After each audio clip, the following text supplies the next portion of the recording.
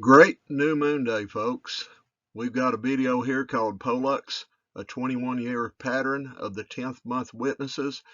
And I'm basically keeping it a little bit shorter today.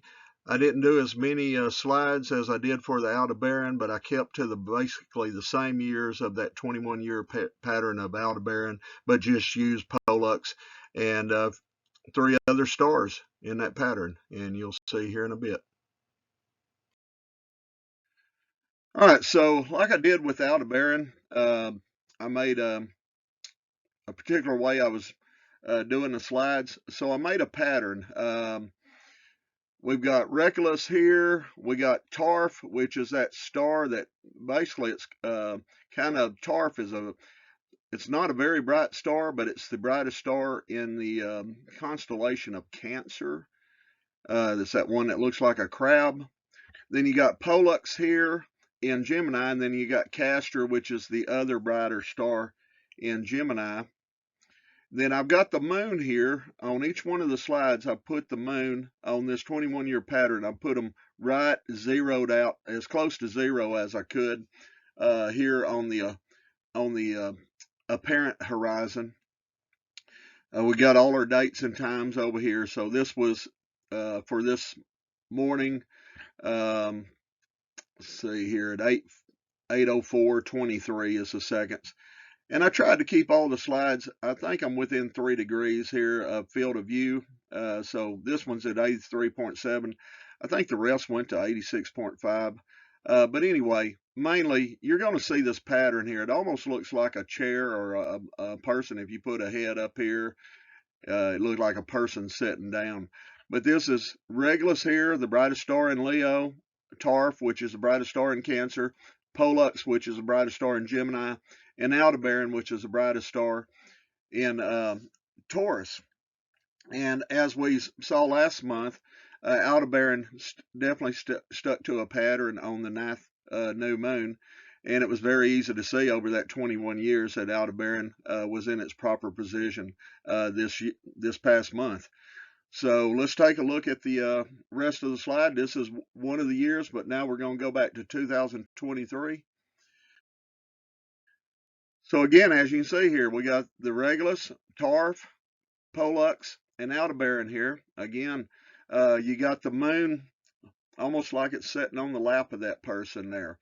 So that's a pattern here. This is the date of the pagan Roman Gregorian date of January the 8th, 2004 here. So that's when the 10th month of 2003 happened. It extended over into January.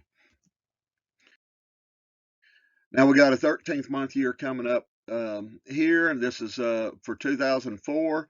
Again, look where Pollux is. The moon is below the lap of Pollux and Tarf here, but it still holds true, that same pattern. And you'll see that this is going to hold true for the rest of these slides here. And this happened on December the 27th, which is exactly the same day it is for today. And as you saw that the moon earlier was below here. And toward the end, we're going to do 7 years of a 13-month year pattern, just all 13-month years, and show you that pattern held the same each year. Okay, we got 2005 here. Again, the same pattern, and you got the moon right about the lap area of that imaginary person there. Now you've got 2006, you got the moon below on the lower portion of the pattern, but it's still in the vicinity of Pollux here. Now you got a 13-year month, and as you see, Pollux rose up a little bit more and moon went further down. And so again, the pattern holds true for that 13-month year. We got 2008 here.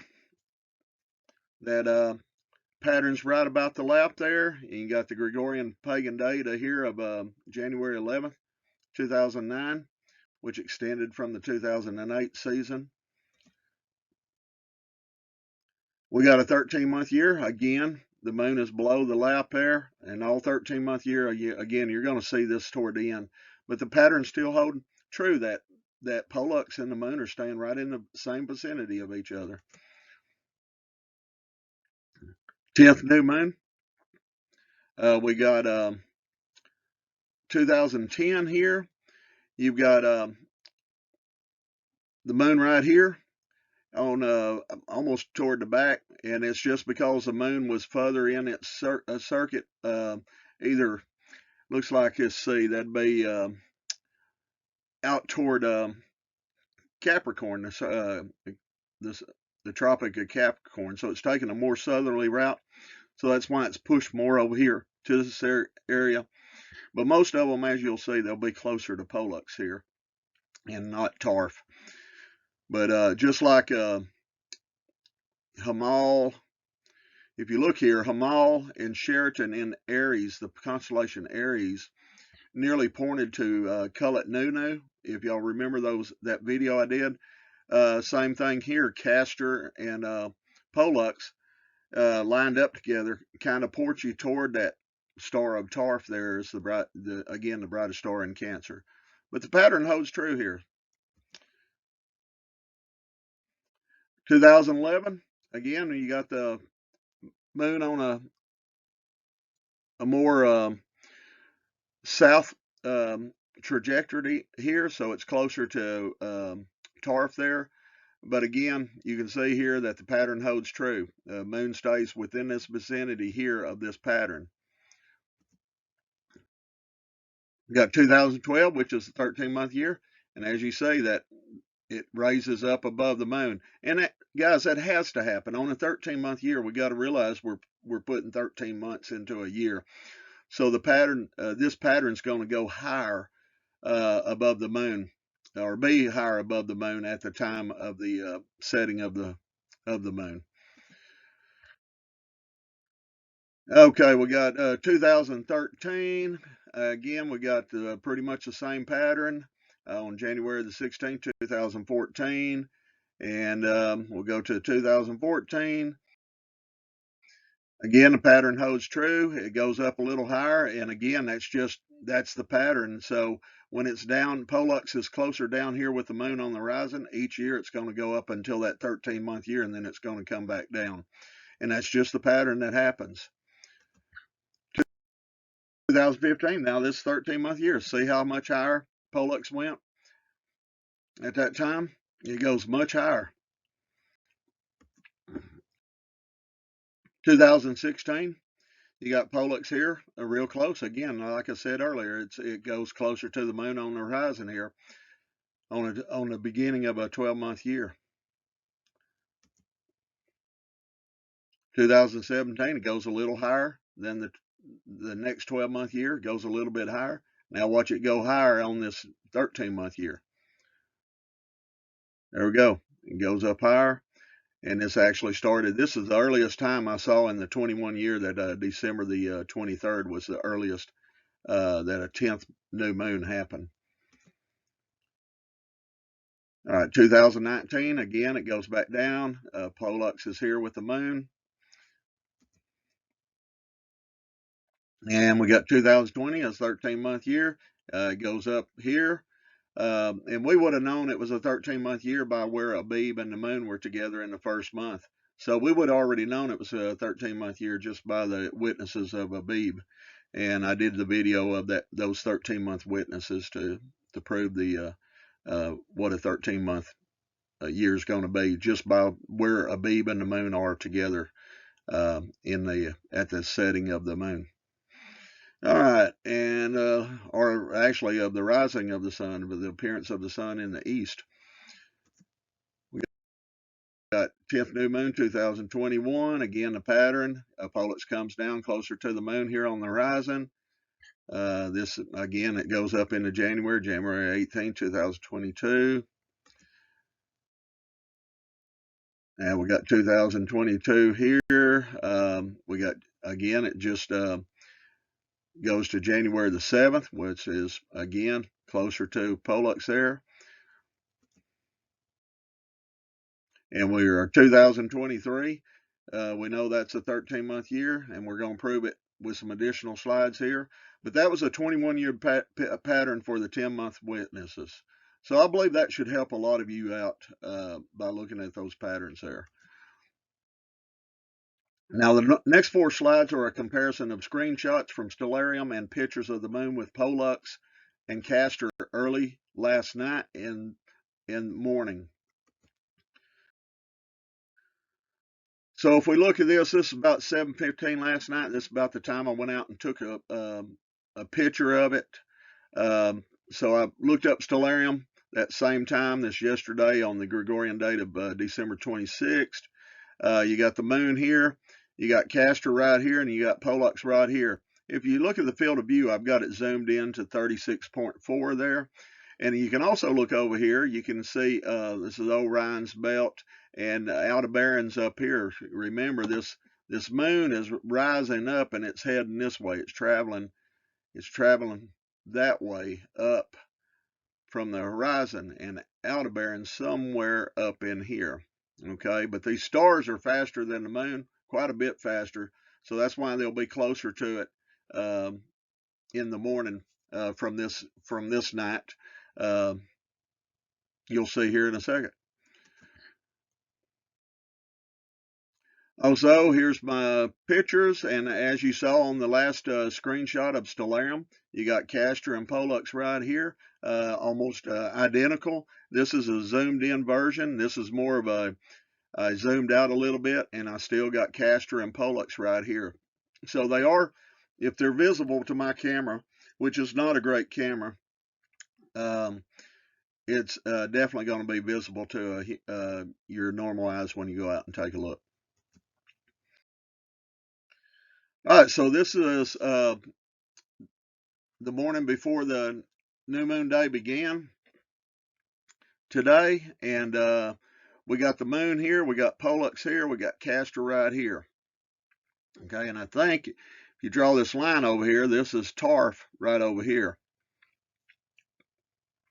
But that's how you find Tarf, is you just pretty much almost a straight line from Castor through Pollux to Tarf there, and that's the will be the 11th month witness, it and Regulus, because the moon, I'm gonna go ahead and speculate that the moon will be between Tarf and Regulus coming up. It'll be getting close to Regulus, I would imagine. But anyway, that's how you find Tarf. And again, look at your date here. This is just one. This was this morning here. Now, if we look at the screenshots, I took these at 6:37, and that's what the time was on the screenshot there. Again, you got Castor and Pollux right here, and you got the moon. I zoomed out a little bit, and as you can see, I've got right here, I've got Castor, and then I've got Pollux right here. So it holds true pretty much to what the screenshot of Stellarium says at that same exact time. So here's our 7 years of 13th month pattern with Pollux. So I'm just going to scroll through here and just watch how close they are in comparison. There's 2004, 2007, 2009, 2012, 2015, 2018, 2020, and then of course today was 2023. And so that's your 7 years, 13-month pattern with Pollux. All 10th new moon days happen from 12/23 to January 1st. So if you remember my video I did where I was showing the 30-year pattern and how all them particular 13 months stayed within a 10-day range. So just like it did on the first of the month on Abib, it does the same thing on the 13-month pattern on the 10th month. So on the 10th month, all them dates will hold true between December 23rd to January the 1st on the pagan Roman Gregorian calendar. Okay, so question. Can this still, based on that pattern, can this be your 9th new moon 2023? This is today. This is today. And as you saw them other 7 witnesses from the other 13-month witnesses, where the pattern was and where the moon was accordingly, how can this be a ninth new moon 2023?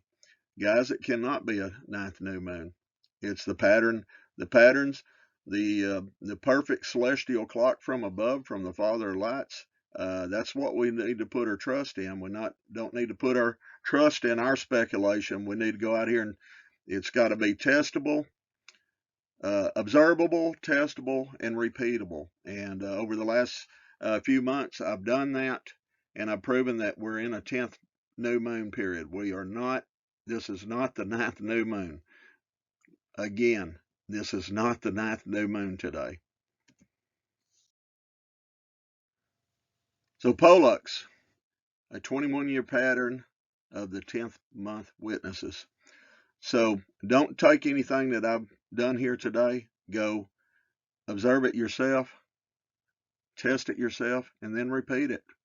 And I've done this for over several months now, and I think I've showed a definite pattern when there's a 13-month year involved, because the star pattern does have to change a little bit to fit that 13th month into a normal 365.24219 day year. And I know it fluctuates. We don't actually go by that 365, but a 13th month is going to give you more days than your 12-month year. So you're gonna add another 29 or 30 days to that year. So anyway, I pray that all of y'all get blessed by this video. Please just go out, observe it, test it, and repeat it, and you'll see that it holds true. Hallelujah. Praise to Yahuwah. Hallelujah indeed.